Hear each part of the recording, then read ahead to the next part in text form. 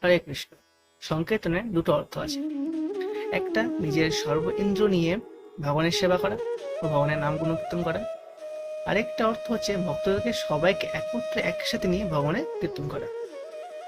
তো গোপীরা এই সংকীর্তন করতে অত্যন্ত ভালোবাসতেন। তারা কি করতেন, নিজেদের বাড়ির সমস্ত কাজকর্ম এবার সব শেষ করে তারা সবাই, এটা ইচ্ছে ছিল যে সবাই একসাথে এসে ভগবানের নাম গুণকীর্তন করবে। তাদের এটা খুব ভালো লাগতো করতে। তো তারা তো এমনিতে সবসময় বাড়িতে তারা ভগবানের নাম গুণকীর্তন করতো নিজের একা একা, গোবিন্দা মাধবা দামোদরম সব কিছু বলতো। কিন্তু তারা এই যে একসাথে একত্রিত হয়ে যে ভগবানের নাম গুণকীর্তন করবে, সেটাতে ভীষণভাবে তারা আগ্রহী ছিল বা খুব ভালোবাসতো তারা এটা করতে। তো সেই জন্য তারা তাদের বাড়ির সমস্ত কাজকর্ম তারা খুব তাড়াতাড়ি গুছিয়ে নিত। ফটাফট শেষ করে তারা একত্রিত হয়ে ভগবানের নাম কীর্তন করতেন।